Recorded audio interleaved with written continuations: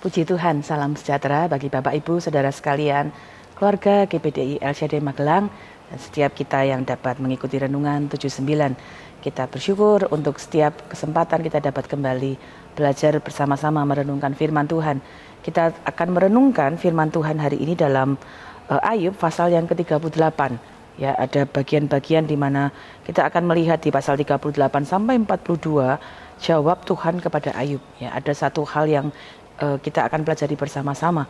Kalau ini berupa jawaban, tentunya ada pertanyaan, ya.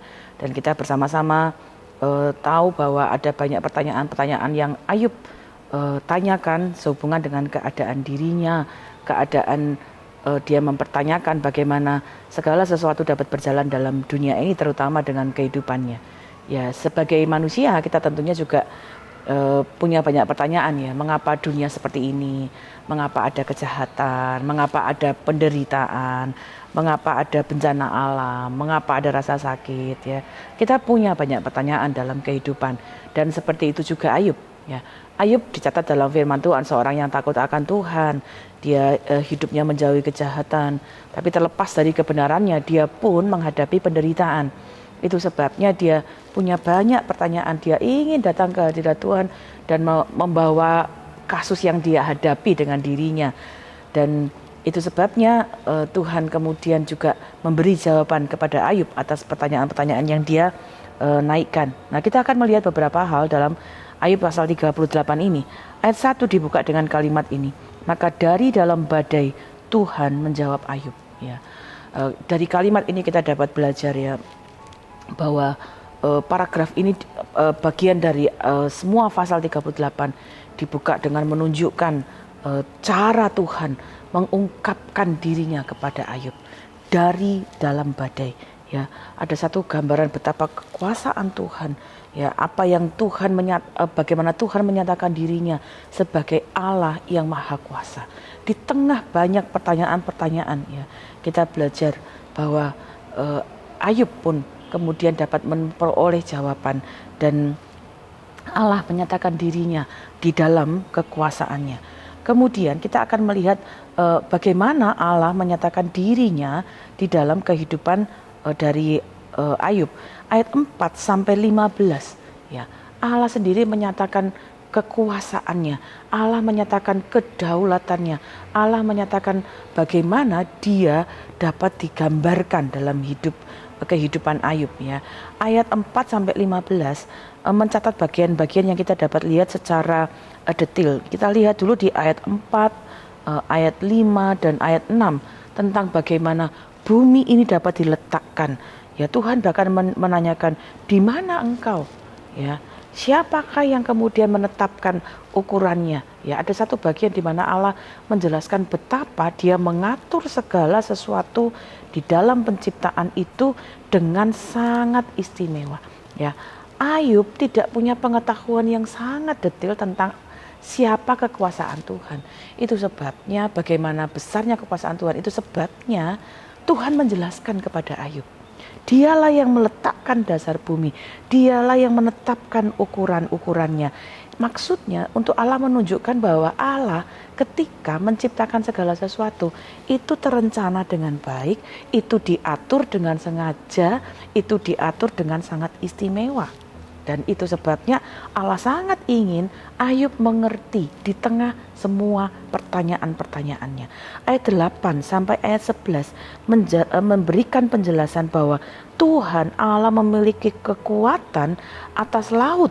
Ya, ayat 8 saya bacakan, siapa membendung laut dengan pintu ketika membual keluar dari dalam rahim. Ya, ada bagian-bagian yang di sini kita dapat melihat Allah menyatakan kekuasaannya dengan sangat luar biasa. Kemudian ayat 12 sampai ayat 15, ya, memberikan catatan tentang bagaimana dini hari, fajar itu diatur dengan sebegitu istimewanya. Kita dapat lihat matahari itu pasti terbit dari timur, tenggelam di barat, dan itu sejak dunia ini dijadikan, menggambarkan kepada kita Allah memiliki kuasa untuk membuat hari dimulai dan hari itu diakhiri. Itu sangat luar biasa tentang bagaimana Allah mengajar kepada Ayub, bagaimana Allah itu yang berkuasa atas segalanya. Ayat 16 sampai ayat 18. Ya, sama juga Tuhan memberikan dia pengertian tentang bagaimana Allah mengatur laut, ya, samudera raya. Ayat 16, engkaukah yang turun sampai ke sumber laut atau berjalan-jalan melalui dasar samudera raya? Ya, Tuhan juga memberi banyak pertanyaan kepada Ayub.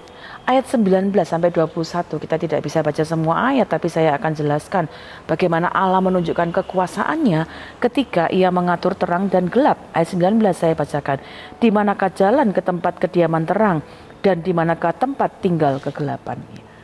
Kita dapat melihat bagaimana dunia ini ketika malam hari bisa berubah menjadi gelap, ketika ada fajar menjadi terang. Bagaimana itu semua bisa teratur, berjalan sedemikian rupa.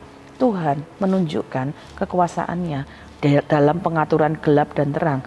Ayat 22 sampai 24 tentang salju, tentang hujan batu, ya. Apakah engkau telah masuk sampai ke perbendaharaan salju atau melihat perbendaharaan hujan batu? Ayat 25, siapakah yang menggali saluran bagi hujan deras dan jalan bagi kilat guru? Ya. Tuhan benar-benar membawa Ayub melihat, ya, mengenal Tuhan melalui lukisan alam semesta ini dan menunjukkan kekuasaannya. Bagaimana Tuhan mengatur semuanya, salju, hujan batu, hujan deras, bahkan kilat guru. Ya. Ayat 28, apakah hujan itu berayah? Atau siapakah yang menyebabkan lahirnya titik air embun? Ya.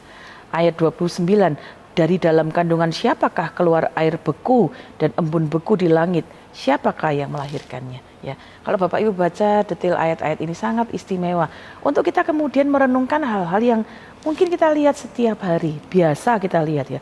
Hujan, kita apalagi sekarang musim hujan, ya kita mungkin memandang itu sesuatu yang biasa. Tapi kalau kita renungkan, siapa yang membuatnya? Bagaimana hujan itu bisa turun dari langit? Bagaimana di bagian bumi yang lain tidak turun hujan tapi justru salju, ya ada air yang beku dan sebagainya. Sangat menarik untuk kemudian kita melihat sebenarnya dari alam semesta ini kita dapat belajar kekuasaan Tuhan. Ayat 31 sampai 33, bahkan Tuhan mengajar Ayub dalam jawabannya tentang bintang-bintang yang ada. Ya, kita lihat, saya baca ayat 31. Dapatkah engkau memberkas ikatan bintang Kartika dan membuka belenggu bintang belantik, dan beberapa ayat-ayat yang lainnya. Bintang-bintang yang ada, meteor atau apapun, ya kita lihat galaksi kita sangat istimewa. Ya, bisa beraturan sedemikian, ya, dan kita melihat sekali lagi kekuasaan Tuhan yang Tuhan nyatakan kepada Ayub, ya. Kemudian ayat 34 sampai 38 sama menjelaskan lagi tentang banjir, tentang kilat, tentang mendung, tentang awan, ya. Dan itu semua menjelaskan betapa kekuasaan Tuhan yang mengatur segalanya.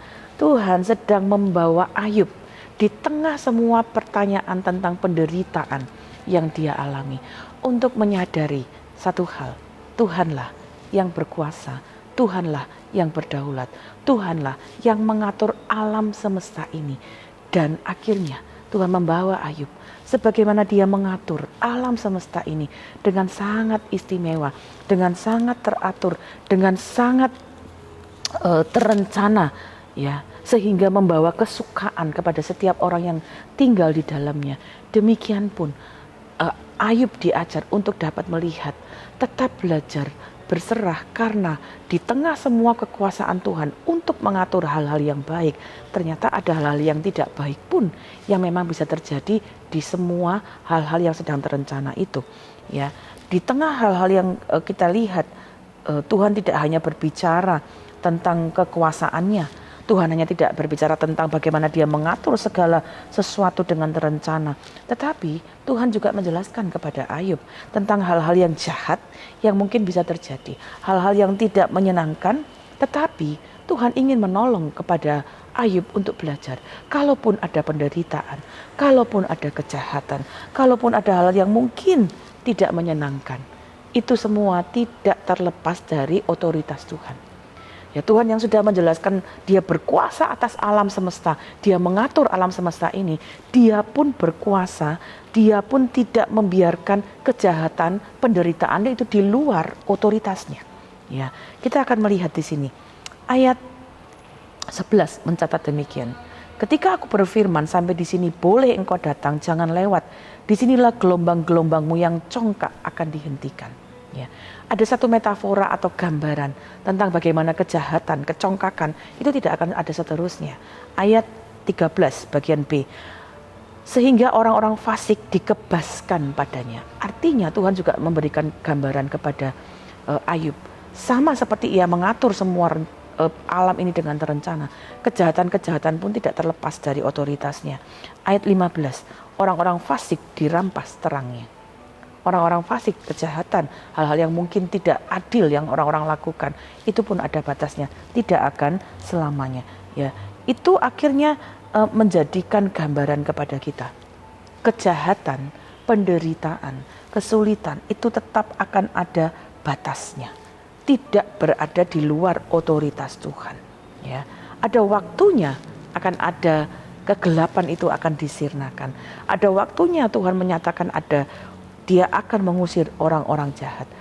Ya, memang ada pertanyaan-pertanyaan yang kita tidak mudah untuk dapat pahami. Pertanyaan-pertanyaan yang tidak mudah untuk kita dapatkan jawabannya. Kenapa ini terjadi? Kenapa itu terjadi? Kenapa ini bisa menimpa kepada saya? Tetapi dari ayat 38, pasal 38, pasal 39, Tuhan menyatakan juga kepada Ayub tentang kekuasaannya atas semua binatang-binatang yang ada dalam dunia ini. Bahkan sampai ayat ke-39 bagian akhir. Tetapi ketika kemudian Ayub mendengarkan penjelasan Tuhan, Ayub mendengarkan bagaimana Allah menjawab pertanyaan-pertanyaannya dengan menjelaskan betapa ia berkuasa, betapa ia berdaulat, betapa ia punya otoritas atas segala sesuatu yang hidup. Ayub kemudian menyadari sebagai umat Tuhan, sebagai makhluk ciptaan Tuhan, dia belajar Tuhanlah yang berdaulat, Tuhanlah yang mengatur, Tuhanlah yang punya otoritas. Sebab itu Ayub belajar untuk percaya kepada Tuhan. Kemudian dia mengatur kembali supaya tidak mempertanyakan kedaulatan Tuhan, tidak mempertanyakan otoritas Tuhan. Kita maju sedikit, Ayub 39 ayat 36 sampai 37. Ketika Ayub sudah mendengarkan semua penjelasan Tuhan, ini dibuka dengan kalimat satu perikop, Ayub merendahkan diri di hadapan Tuhan. Ayat 36. Maka jawab Ayub kepada Tuhan, sesungguhnya aku ini terlalu hina. Jawab apakah yang dapat kuberikan kepadamu? Mulutku kututup dengan tangan. Ya, Ayub belajar dalam semua hal yang dia tidak mengerti. Tuhan mengajar dia, menunjukkan kekuasaan Tuhan, menunjukkan otoritas Tuhan, menunjukkan bahwa Tuhan sanggup mengendalikan, mengatur semua dengan baik. Sehingga Ayub ada dalam kerendah hati. Dia merendahkan dirinya, mengakui kedaulatan Tuhan, dan belajar percaya saja.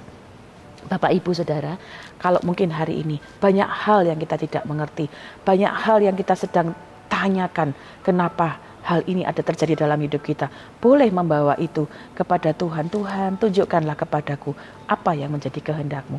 Tapi mari kita belajar bukan mempertanyakan.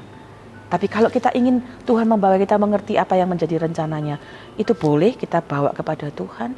Tapi kemudian ketika ada banyak hal kita tidak mengerti dalam hidup kita, taruh satu hal sama seperti kesimpulan yang dibawa oleh Ayub. Percaya saja. Tuhan memegang kendali, Tuhan memegang otoritas, Tuhan rencananya sempurna. Ketika banyak hal yang kita tidak punya, kita belum mengerti, percaya saja. Rendahkan diri di hadapan Tuhan, minta Dia menjelaskan apa yang Dia ingin kita lakukan, dan saya percaya Tuhan akan memberikan kita kekuatan melewati apapun dalam kehidupan kita.